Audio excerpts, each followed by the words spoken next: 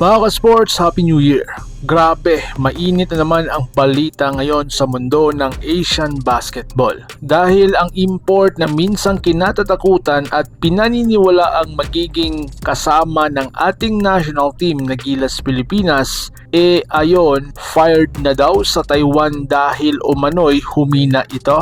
Pero ang tanong, bad sign ba ito para sa ating national team na Gilas Pilipinas o legit ba ang mga dahilan? At ano ang tunay na epekto nito sa ating national team journey? At syempre hindi lang yan ha, good news naman tayo sa kabilang banda dahil may kakaibang update tungkol kay Kai Sotto kabilang ang isang special game day at may matibay na indikasyon tungkol sa future niya sa college basketball. So make sure tapusin nyo to dahil solid ang info na pinag-uusapan natin today. Kung trip mo po ang ganitong content, paiwan ng follow at pa-subscribe na din. Tara po, simulan na natin. Mga ka-sports, kung hilig ninyong bumili ng mga Gilas jersey, Gilas accessories at mga gamit na pang basketball, habang nanunood po kayo sa aking mga videos, kindly check this basket on this lower part ng ating video at magpa-pop up yung ating mga items sa gilid. Mga legit po yung mga items dyan and see to it po na makabili po kayo ahead of time kasi meron po yung mga discounts and mga promos depende po sa seller. And also, kunting suporta din as a content creator po. Salamat!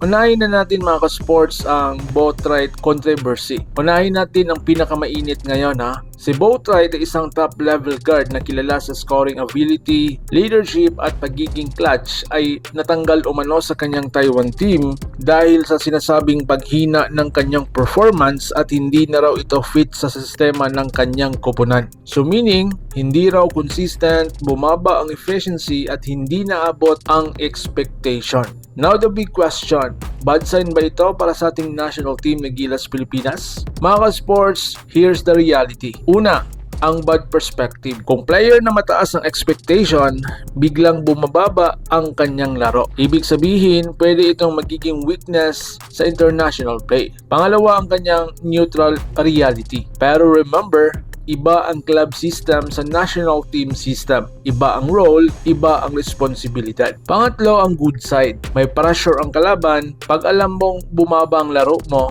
mas gigil kang bumawi. Meaning, kapag Gilas ang kasama, expect the high motivation. So, hindi automatic mga ka-sports na humina siya sa Taiwan, automatic ding humina din siya sa ating national team. Basketball doesn't work like that. So, ngayon mga ka-sports, ano ang tunay na epekto sa Gilas? Mga ka-sports, impact-wise. Una, yung psychological advantage for Gilas, pwede. Pangalawa, confidence booster for fans, definitely. At panghuli, but doesn't it guarantee na madali kalabanin ang ibang team kapag andyan na si Benny, no? Hindi rin yan pwede. Kasi pag national team na, iba po yung energy, iba yung pride, at iba yung intensity. So kung sabihin natin na bad sign dito para sa ating national team ng Gilas Pilipinas, mga ka-sports, hindi po yan automatic. Mas safe sabihin na interesting development niya ito, something to watch, but not something to underestimate. So mga ka-sports, dito na naman tayo sa ibang segment.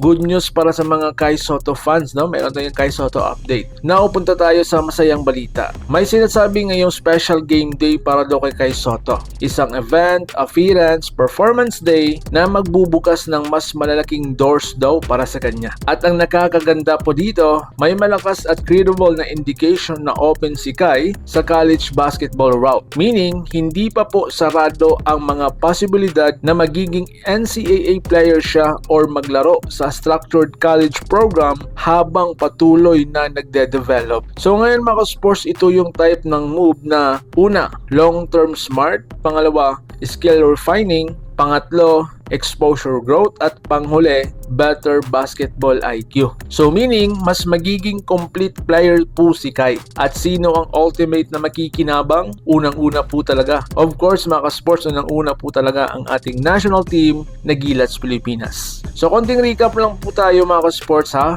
Boatright fired. Hindi automatic na downfall na po ito sa kanya and definitely conversation starter. For Kai Sotto update, super positive, future-centered at magandang development tournament para sa Philippine basketball. Pero kayo mga sports, ano po sa inyong tingin? Bad side ba ito para kay Boatright kasi fired siya sa Taiwan? Gusto ninyo bang pumasok si Kai sa college basketball system, especially sa NCAA? And good move ba ito para sa future niya at ng Gilas? I-comment nyo po sa baba ang inyong hinaing at basahin ko po yan isa-isa. If nagustuhan nyo po ang ating topic today, mag-iwan ng like, share, and subscribe para lagi kayong updated sa mundo ng Gilas at Philippine basketball. Laban Pilipinas puso. So paano? Ingat po kayo.